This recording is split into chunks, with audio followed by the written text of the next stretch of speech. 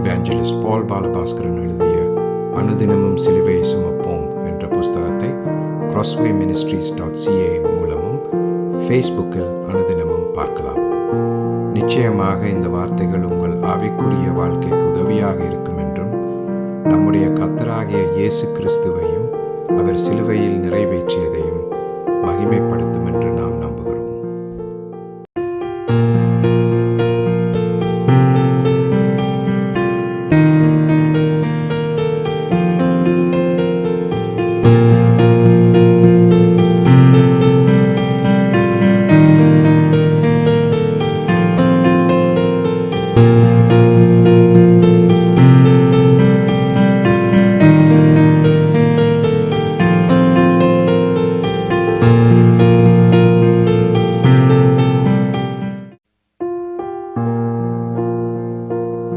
இவாஞ்சலிஸ்ட் பால் பாலபாஸ்கரன் கொடுக்கும் சிலுவையின் செய்தியை கேட்டுக்கொண்டிருக்கும் யாவரையும் இச்செய்தி மூலமாக சந்திப்பதில் பெரும் மகிழ்ச்சி அடைகிறோம். கர்த்தராகிய இயேசு கிறிஸ்துவனுடைய கிருபையும் தேவனுடைய அன்பும் பரிசுத்த ஆவியானவருடைய ஐக்கியமும் உங்கள் அனைவரோடும் கூட இருப்பதாக. ஆமென்.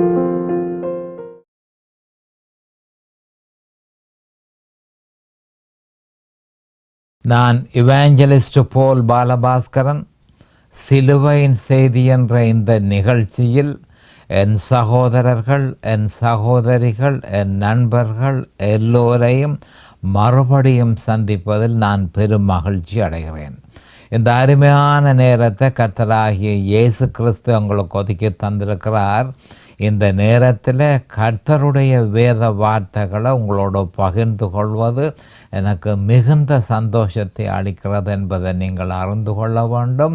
கர்த்தருடைய வார்த்தை என சொல்லப்படும் பொழுது அது எந்த காலத்திலும் சிலுவையில் அறையப்பட்ட இயேசு கிறிஸ்துவையே பிரகடனப்படுத்துகிறது என்ற உண்மையை நாம் தெளிவாக அறிந்து அதனை உணர்ந்து அதனை தியானித்து அதனை விசுவாசித்து நம்முடைய இருதயத்தில் உறுதியாக நிலைநாட்டி வைத்திருக்க வேண்டும். ஏனென்று சொன்னால் ஆதியாகமம் 1:1 இருந்து வெளி 22-21 வரை உள்ள வேத வாக்கியங்கள் ஏதோ ஒரு வழியில் சிலுவையில் அறையப்பட்ட இயேசு கிறிஸ்துவையே பிரகடனப்படுத்துகிறது என்ற உண்மையை நாம் அறிந்து கொள்ள வேண்டும்.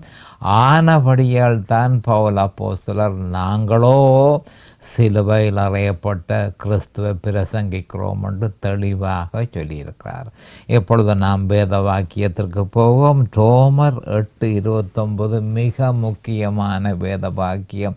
இந்த ரோமர் அதிகாரத்தில் இருக்கிற ஒவ்வொரு வாக்கியமும் மிக முக்கியமான வேத வாக்கியம் என்பதை நாம் தெளிவாக அறிந்து கொண்டு மிகுந்த கவனத்தை நாம் செலுத்த வேண்டும் என்று நான் உங்களை வேண்டிக் கொள்கிறேன்.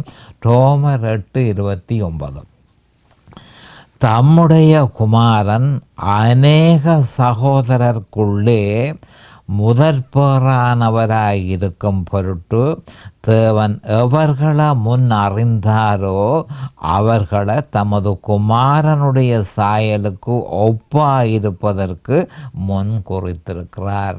மறுபடியும் வாசிக்கிறேன். மிக முக்கியமான வேத வாக்கியம் ரோமர் 8:29 தம்முடைய குமாரன் அநேக சகோதரருக்குள்ளே முதற்பேறானவராயிருக்கும் பொருட்டு தேவன் எவர்களை முன் அறிந்தாரோ அவர்களை தமது குமாரனுடைய சாயலுக்கு ஒப்பாயிருப்பதற்கு முன் குறித்திருக்கிறார்.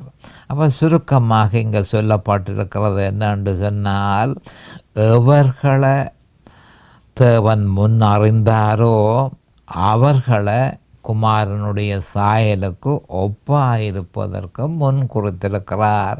அப்போ முன் அறிதல், முன் குறித்தல், இது ரெண்டும் தான் முக்கியமான விஷயங்கள். இதுக்கு நான் கொடுத்திருக்கிற தலையங்கம் எவர்களை முன் அறிந்தாரோ அவர்களை முன் குறித்திருக்கிறார்.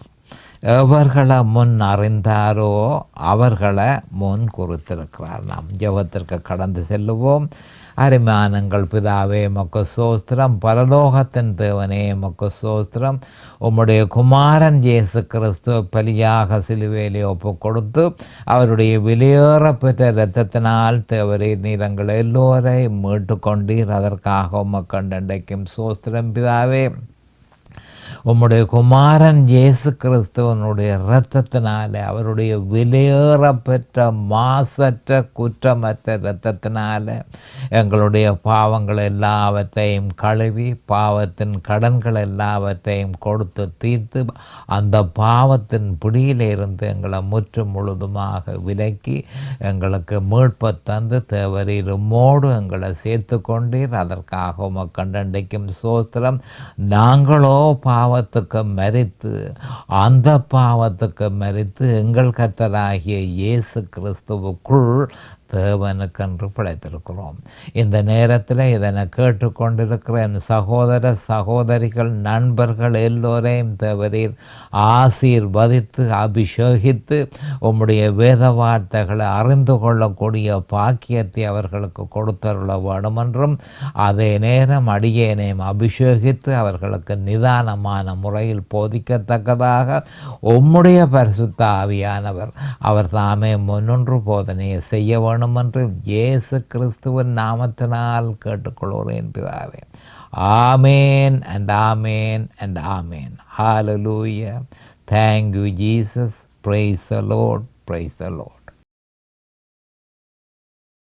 இப்போ இயேசு கிறிஸ்துவே முதற்பேறானவராக இருக்கிறார் என்பதனையே தம்முடைய குமாரன் அநேக சகோதரருக்குள்ளே முதற்பேறானவராய் இருக்கும் பொருட்டு என பரிசுத்த ஆவியானவர் பவுல் அப்போஸ்தலர் மூலம் நமக்கு அறிய தந்திருக்கிறார். அப்போ சுருக்கமாக இயேசு கிறிஸ்துவே முதற்பேறானவராக இருக்கிறார். அநேக சகோதரர்கள் அவர் மாதிரியும் அவரின் சாயலுக்கு ஒப்பாகவும் மாற்றப்படுகின்றனர். சகல சிருஷ்டியும் படைத்தல் மூலம் உருப்பெறுகிறது. ஆனால் அவர்கள் இயேசு கிறிஸ்துவை போன்றும் முதற்பேறானவர்கள் அல்ல என்பதை நாம் தெளிவாக அறிந்து கொள்ள வேண்டும். அநேக சகோதரர்கள் மனிதர்களால் முதற்பேறானார்கள். ஆனால் இயேசு கிறிஸ்துவே பரிசுத்த ஆவியானவரால் உருவாக்கப்பட்டார் என்ற உண்மையை நாம் தெளிவாக அறிந்து கொள்ள வேண்டும்.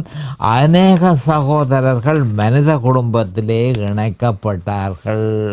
ஆனால் இயேசு கிறிஸ்துவே தேவனுடைய குடும்பத்தில் கிறிஸ்தவர்களாகிய நம்மை இணைத்தார் என்றதை நாம் அறிந்து கொள்ள வேண்டும். வேறு ஒருவரும் நம்ம தேவனுடைய குடும்பத்தில் இணைக்கவில்லை. நம்முடைய ஆண்டவராகிய இயேசு கிறிஸ்துவே எங்களை தேவனுடைய குடும்பத்தில் இணைத்தார் என்பதை நாம் அறிந்து கொள்ள வேண்டும்.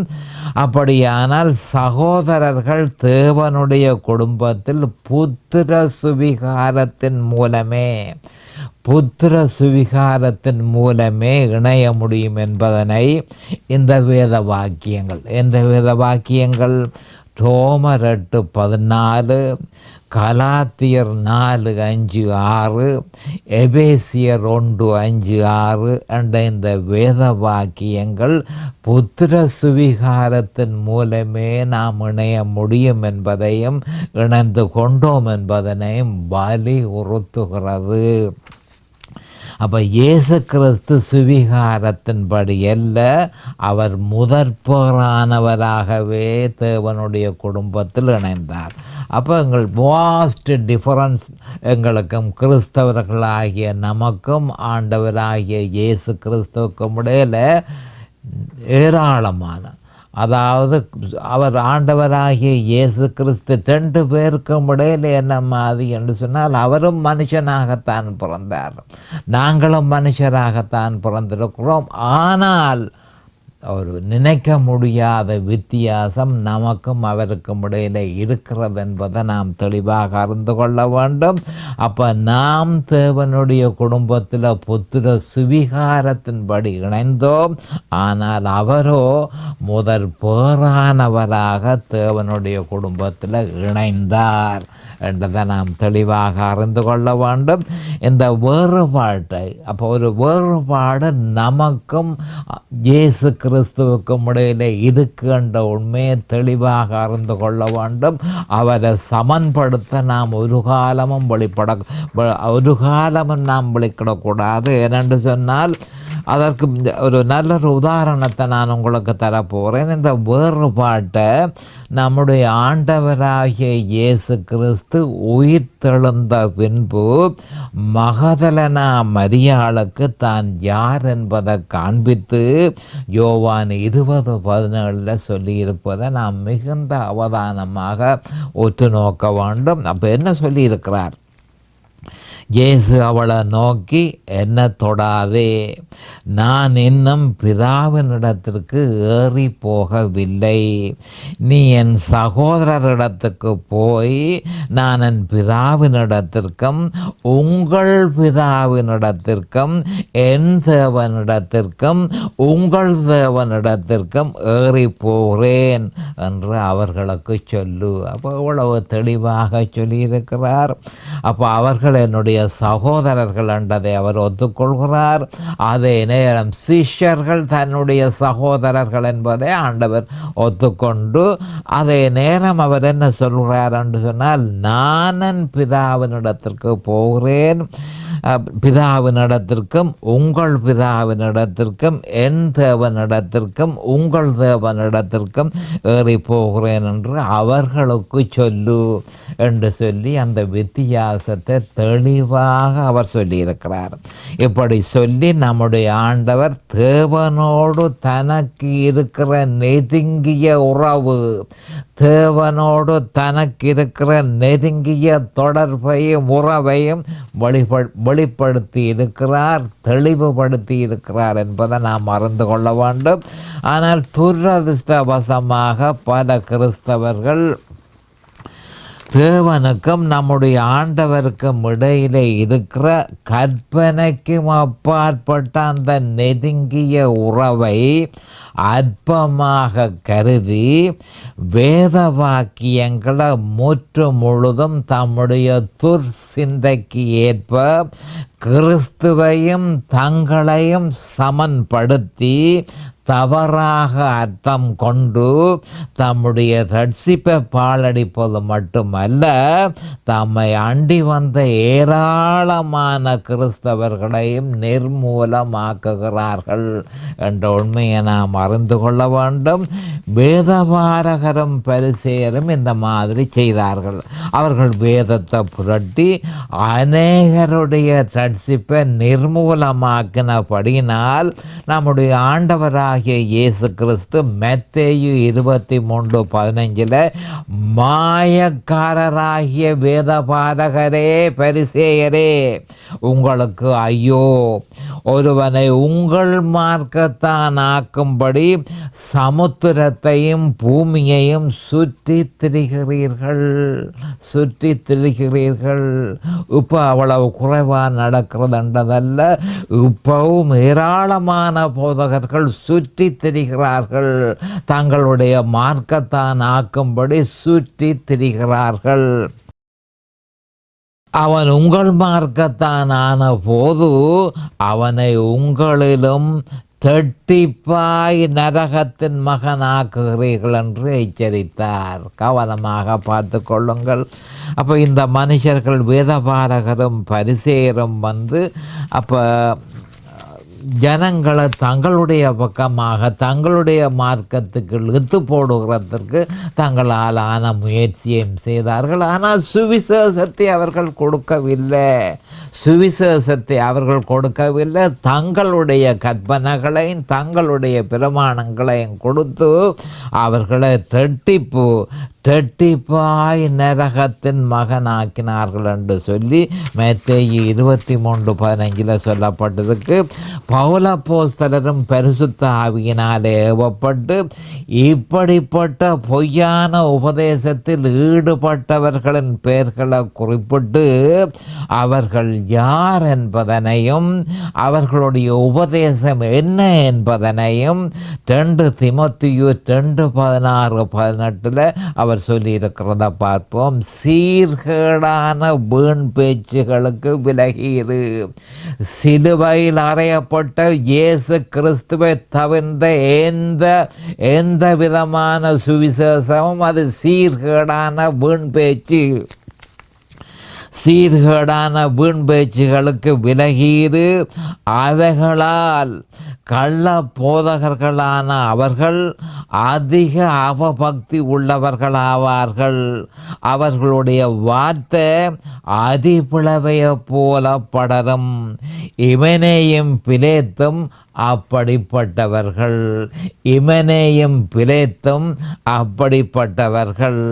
அவர்கள் சத்தியத்தை விட்டு விலகி உயிர்த்தெழுதல் நடந்தாயிற்று என்று சொல்லி சிலருடைய விசுவாசத்தை கவிழ்த்து போடுகிறார்கள். அப்போ தெளிவாக சொல்லப்பட்டிருக்கு. அப்போ நாங்கள் என்னத்தை அறிய வேண்டும் என்று சொன்னால், நம்முடைய ஆண்டவராகிய இயேசு கிறிஸ்து சொன்னதை பவுல் அப்போஸ்தலர் பரிசுத்த ஆவியினால் ஏவப்பட்டு சொல்லியிருக்கிறதும் ஒரே விஷயம் என்பதை நாம் தெளிவாக அறிந்து கொள்ள வேண்டும். பொய்யான உபதேசத்தை அடையாளம் கண்டு அதனை உபதேசிப்பவர்களை தற்போதைய போதகர்கள் ஒருமைப்பாடு என்ற போர்வையின் அடிப்படையின் கீழ் அவர்களை இனம் கண்டுகொள்வதில்லை. அப்படி செய்வதன் மூலம் சாத்தான் கிறிஸ்தவ சபைகளுக்குள் எவ்வித சலனமும் இல்லாமல் ஊடுருவி உள்ளான் என்பதை நாம் தெளிவாக அறிந்திருக்க வேண்டும்.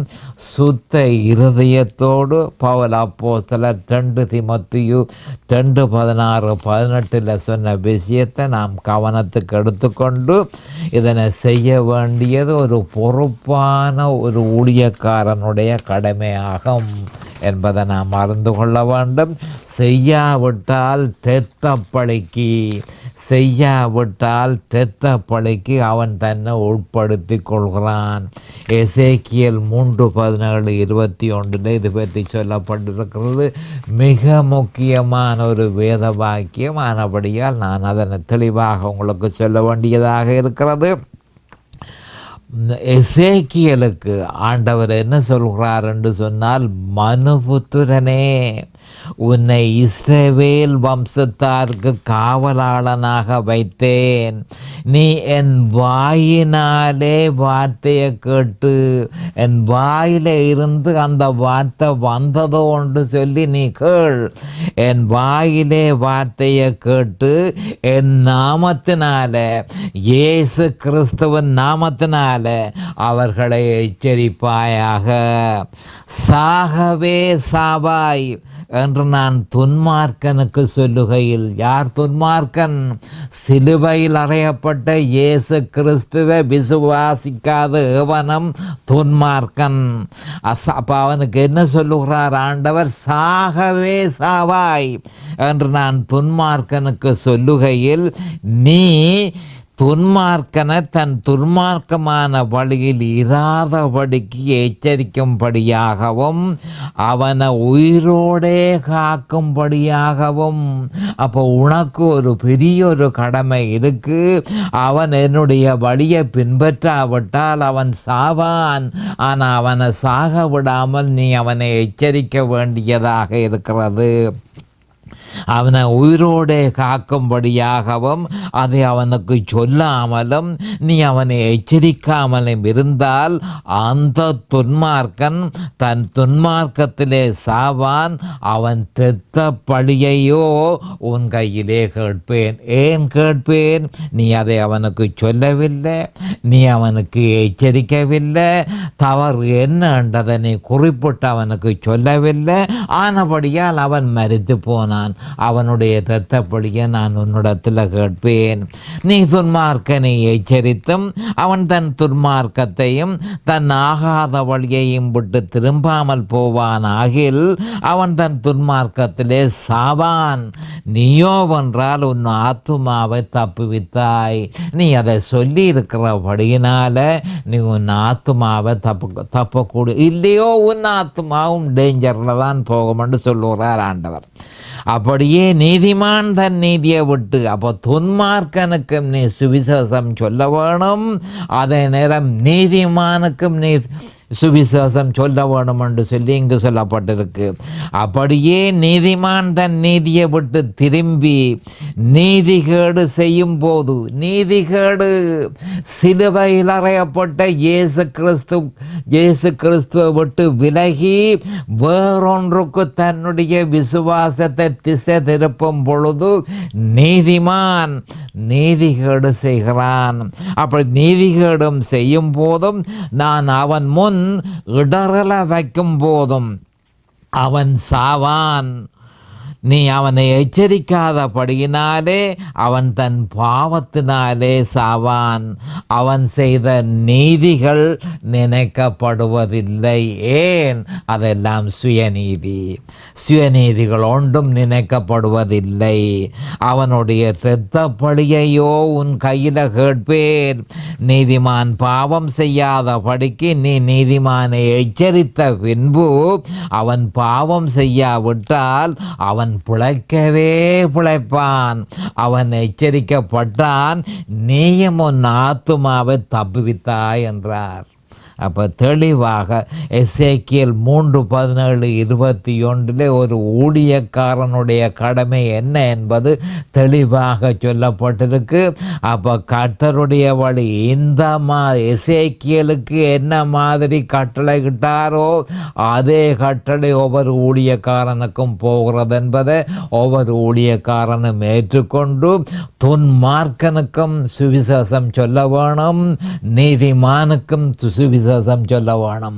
துன்மார்க்கனுக்கும் சுவிசேஷம் சொல்ல வேணும், நீதிமானுக்கும் சுவிசேஷம் சொல்ல வேணும்.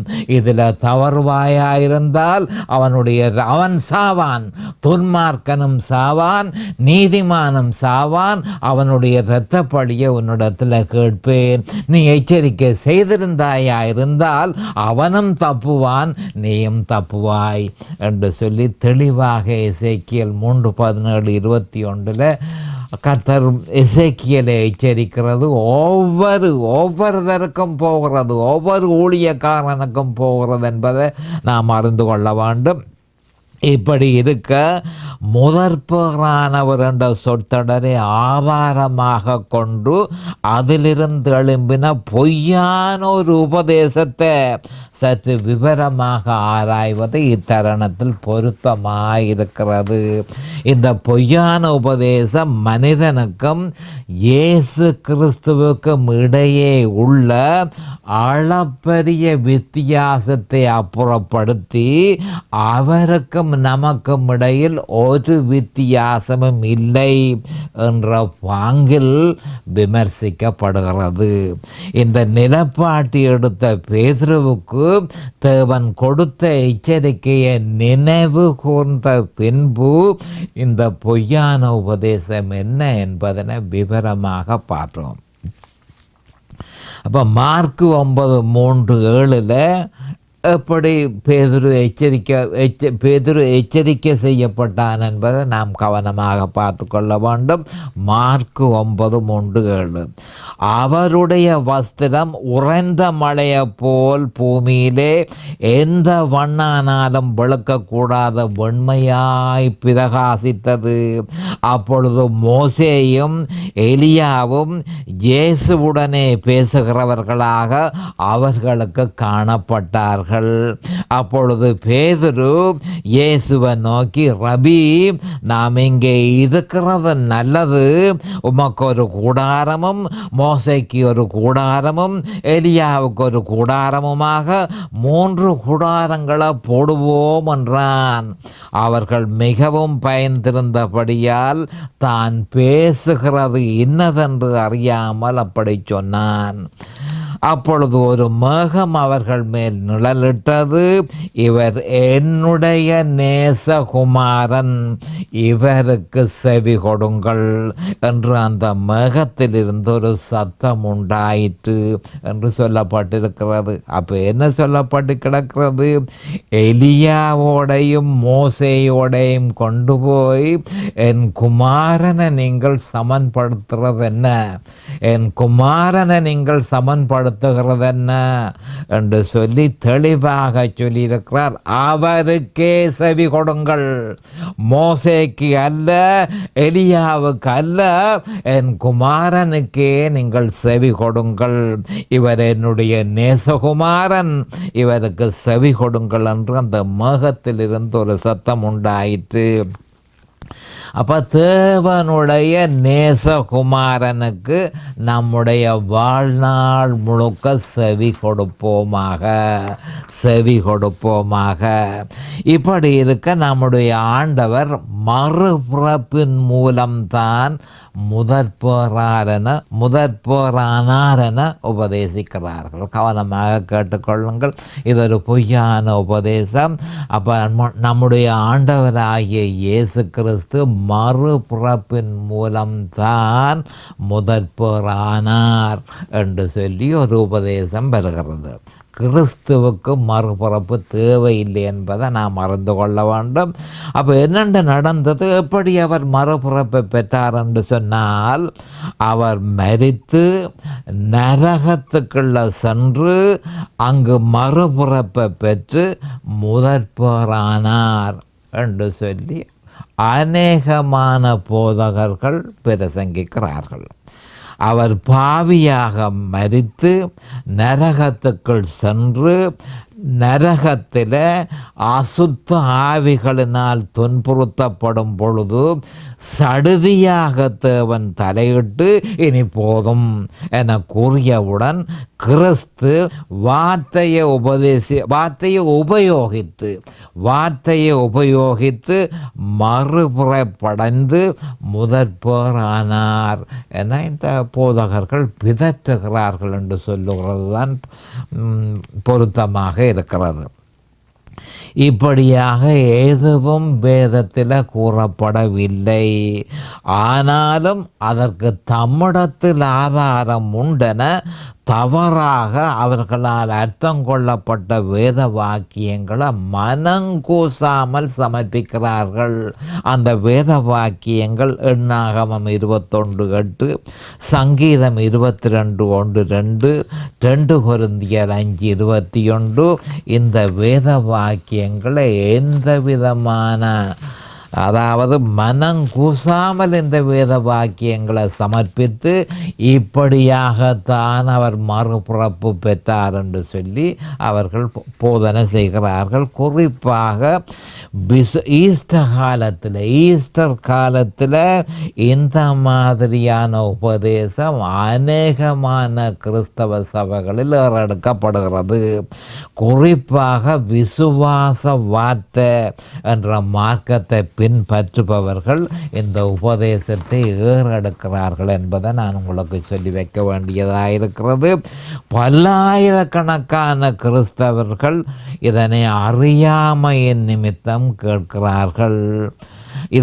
இதன் நிமித்தம் தம்முடைய ரட்சிப்பையே இவர்கள் பணயமாக வைத்திருக்கிறார்கள் என்ற உண்மையை நாம் அறிந்து கொள்ள வேண்டும். ஒருவன் இந்த பொய்யான உபதேசத்தை ஏற்றுக்கொண்டு தான் ரட்சிக்கப்பட்டிருப்பதாக ஒரு பொழுதும் கூற முடியாது. ஆகையால் நாம் கரையற்றவர்களும் பிழை இல்லாதவர்களுமாக சமாதானத்தோடு அவர் சந்நிதியில் காணப்படும்படி ஜாக்கிரதையாக இருக்க வேண்டும் என 2 பேதுரு 3:14 அப்போஸ்தலர் பேதுரு நம்மை எச்சரித்திருக்கிறார்.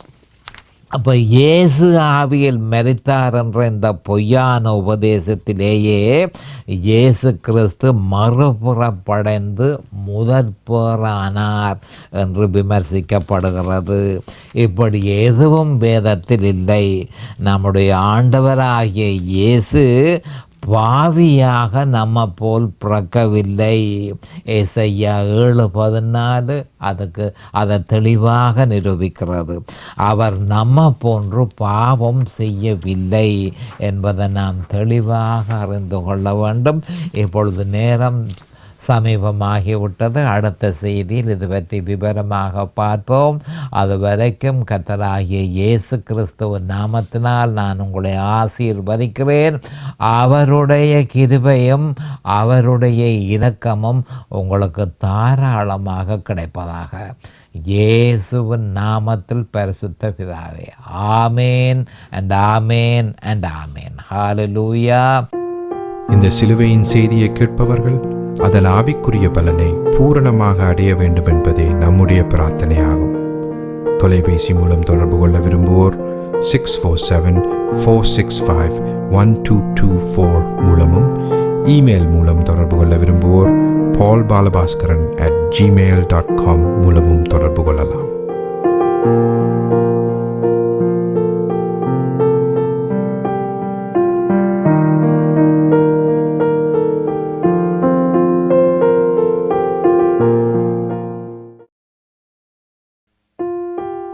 இவாஞ்சலிஸ்ட் பால் பாலபாஸ்கரன் எழுதிய அனுதினமும் சிலுவையை சுமப்போம் என்ற புஸ்தகத்தை crosswayministries.ca மூலமும் ஃபேஸ்புக்கில் அனுதினமும் பார்க்கலாம்.